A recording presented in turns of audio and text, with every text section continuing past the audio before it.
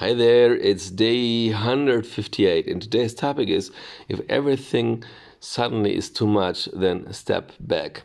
Now, we have spoken several times between the lines in other topics about this, that two things can happen. One is that if you are following a certain goal, then sometimes either it can't go too fast enough for you because you want to get an action, you are full of energy and want to apply this into your life. And the other situation is when suddenly you get so many informations that you don't know what to follow first. So many signals and inputs.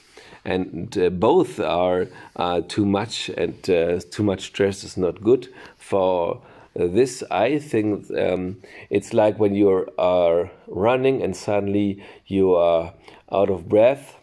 What is recommended by everybody: slow down, speak slowly, and take a deep breath. And then you decide what is important. And sometimes it's better to step back and to focus on one thing and leave the other things aside. Now, maybe you have the opinion that it's better to give, to do 10 things at the same time and to give a little bit here, a little bit there, a little bit there. But there's a saying: if you do too many things, you're doing nothing because the quality is missing. So it's better to dedicate yourself to one thing and to to learn from yourself, to find out, is this really something that helps you? Is this good, or do you have to change the path or to put this aside? Sometimes there are techniques that we're trying out, and there are many techniques for some things. And to find out which is the best for you, you have to try them out.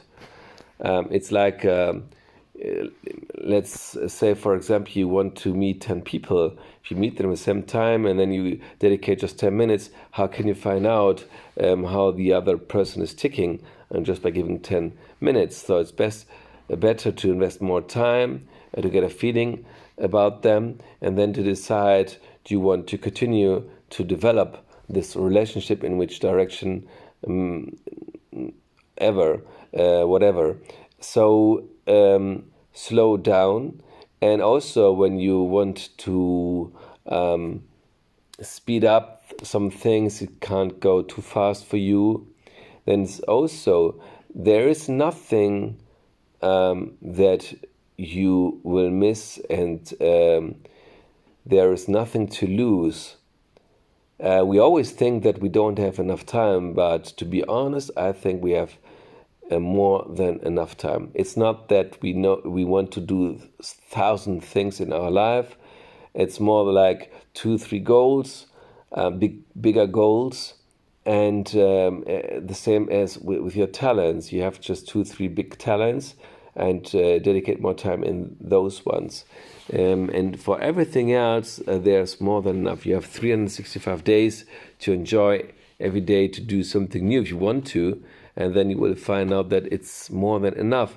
Most of the people, they're living just passing by by day, doing the same things. And so if they would know after so many decades, and they turn back and see the life what they could have done, they will not imagine what they may have missed. So the time is enough.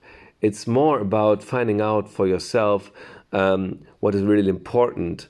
And it's not also to be aware of everything that you do. I think most of the time we are present, but what we are missing is this, where we dedicate our time worthwhile. So your conscious mind should be there after giving your time with something, give your full presence, and afterwards ask yourself in your emotions, what are they telling you? The emotions are smarter and quicker in our body, giving signals to your brain that your words and your tongue and your language will do. They are just quick, moving faster, and that's why also sometimes we have an emotion, we can't find the right words because we are not in resonance with it. So dedicate it and be aware always consciously of which choose you want to make, and choose one path, follow it, be present there. You don't have to be conscious about everything that you do, and let your subconscious mind decide if this is good for you. And then again, become aware of, is there something I want to follow or to change the direction?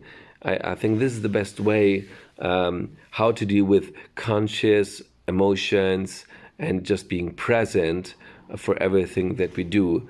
We can't change sometimes the outcome, but we can't change their reactions. This is what we can do with a conscious mind, and try to learn more about your feelings, to trust your own feelings. If you don't trust them, who will? And